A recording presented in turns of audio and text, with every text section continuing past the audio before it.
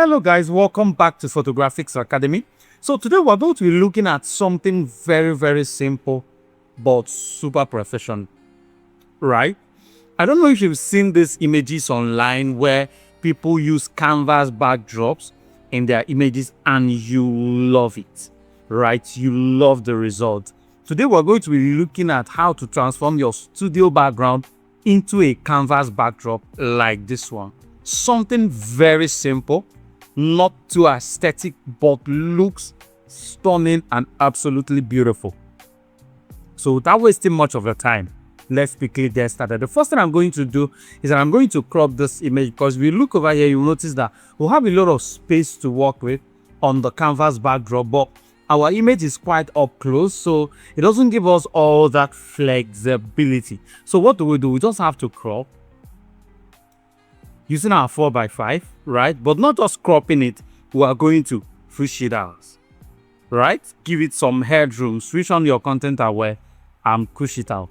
So the reason I'm doing this, I might even have to touch the front a little, then press enter. Now the reason I'm doing this is so that when I bring in my backdrop, it's going to look seamless and fitting. I would rather prefer to, scale in than scaling down. Beautiful. So once this is done, we need to unify every part of the background. So we'll just use our rectangular marquee tool and just make a very quick cut like this. Then select inverse and fill it up with content aware. So this is going to use the same gray to fill up every other part of the background that needs filling. Beautiful. But I do not want this shadow here. It looks distracting. So just take that away and press Ctrl D to deselect. Now we have our image properly framed in, ready for the background we want to use. So to use that background, what we're going to do very quickly is to separate our object from the background itself. And to do that, we'll just make a selection of our subject. Once that selection is made, make sure you select inverse and remove the chairs. So this is one of the most simplest techniques you can use in cutting out your background. And of course, this is one of the most simplest techniques you can use in changing the background of your studio images. So my advice, so you don't waste a lot of time trying to manipulate manually. If you are not using AI, make sure you always shoot on gray, right? Make sure you always shoot on gray. It's always a great background to run manipulations. Make sure you always run your stuff on good.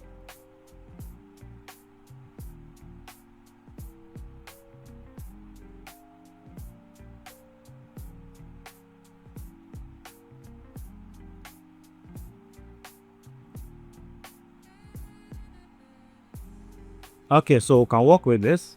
I'll make a duplicate of this and right click and go to select inverse. Hold your control to reload the selection on the background and blur it out. Very simple. Good. Press OK. Ctrl D. So we have a very smooth, clean background now. Make sure your object layer is above the background layer. Then come over to the background you want to eventually use. Unlock the layer by clicking on that key logo. Use your move tool to just drag it and draw. Beautiful. So I'll just hold my alternate and scale it in.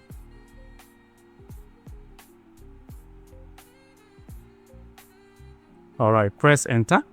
I think we need to bring this down a little bit. Press enter. Now, this looks good, but it doesn't look realistic at all. A lot of things needs to be touched. And the first thing we're going to be blending is the shadows, making the object touch the floor, looking like she's there originally. There are a few things we can do. One of them is to change the blend mode of the background we are working with. But if you do that, you'll notice that the floor is out. Why? Because here we'll have a very bright floor. One of the ways you can fix that is to come over here and create a curves adjustment layer and just darken the highlights, right? Once you do that, you'll notice that the light comes up, but we are losing the effect over here. So what do? Very simple. Make a duplicate of this background, then change this one back to normal. Remember, where we want to get that perfect blended is the floor. Hide this, very important. Create a mask over here to restore our shadows. So just come over here, make a mask, pick up your brush, and just restore the shadows. Should be coming back. Yeah, it is. So I'm doing the before and after to check the areas where I have shadows that I need to restore. Then come over here and on this backer. Now, once you turn it on, create a mask for it and paint out the floor. Just that simple. If you feel this area is too much, you can just, use your brush and play around. Now we'll have our background perfectly fitting into our image, right? We'll have our background perfectly fitting into our image. So if you look over here, you'll notice we'll have some white fringes. If we come over here and create a curves adjustment layer, right, to match the luminosity. Okay, this should be directly above it. Beautiful. So to just match the luminosity level, this is what we are going to get. What did I do? Very simple. If you come over here, you notice that what we had before was shifting highlight. The lightning was not matching. So the moment we increase the lightning on the background, the edges just matched. We always have to have that in mind. Now that we have gotten everything looking good, how do we make our own object outstanding? How do we make our image stand out? There are a few things we can do. One of them is that we can create a vignette effect over this background. And to do that, we'll still use our curves. So I'll come over to my curves here and darken it down. But this time around, I will not darken it down everywhere because of the issue we'll have here. What I'm going to do is I'm going to use a hard brush and make a dab right in the middle here. I want it on the background itself. Just a dab. And once I do that, it creates that lightning effect that makes where my object is sitting become the center of attraction. But still, it is not looking professional the way it is. What do? We smoothen it out so that it becomes a vignette. So if I come over here and click on my curves and click on the mask again, the properties are going to load up and I'll just feather it out. So once you just feather it out, what you will notice is that the center becomes the brightest part of the image.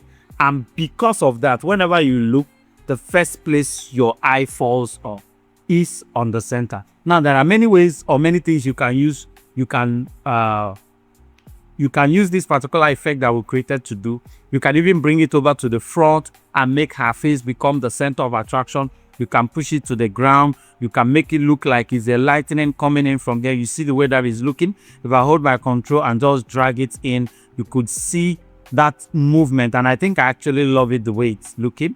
You could see that movement looking like light flowing in from the right corner of the image. But if we're going to work with this, we'll need to flip it because the direction of light on this background is coming from the left. So if we press Ctrl T, I don't know if that is going to work, and flip horizontally, yeah, it pushes it directly to the side where the main light in the whole scene is coming from. But I still love the way it's looking.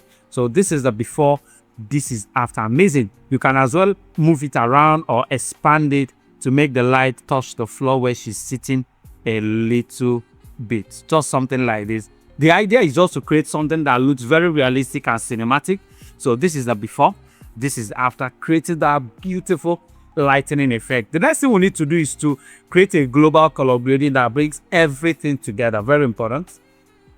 So if I come over here and go to my color lookup tables, I always love using this, and I click on any of them, you see the way it's looking on my image. So if I bring this down, oh my god, I think this is actually going to be the best color grade to use on this image, right? Because of the fact that we'll have that beautiful green teal background on the image, and we'll have these textures happening. So I'm wondering if I should do the soft light, which increases the contrast, or I should leave it the way it is. But I think I'm going to leave it the way it is. But to make things even more weird or more appealing, I'm going to double that particular color lookup. So I'm going to keep this one at soft light and make sure it's very low, right? So this is what we'll have with it. Then turn this back on and move this around. This is the one I'm going to be moving around to see the effect that is going to give us very nice compliments for what we'll have going on. So I think we're not seeing what we're doing. It's going to give us a very nice complement of what we already have down.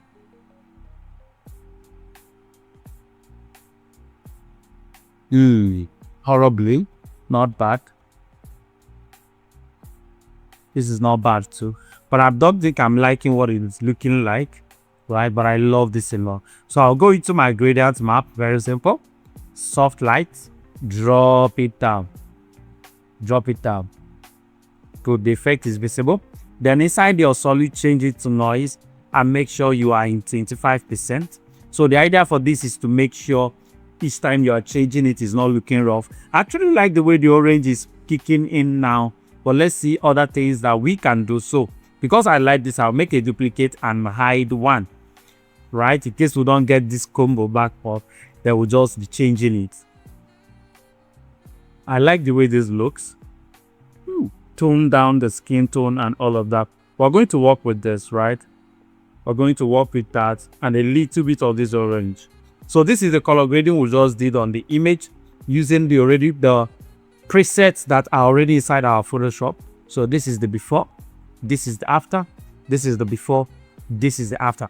I actually don't need to go into camera raw for this particular one. I love the look so much. So this was the lightning we created on it to make things even more appealing, giving us that beautiful lightning effect on the image. So this is the overall before and after of everything we've done.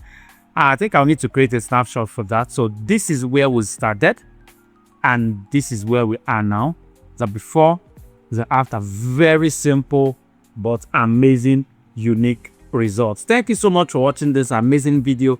Do make sure you subscribe to our YouTube channel, and if you subscribe, click on the notification bell to get notified every single time we drop a new video. Until then, see you on the next one.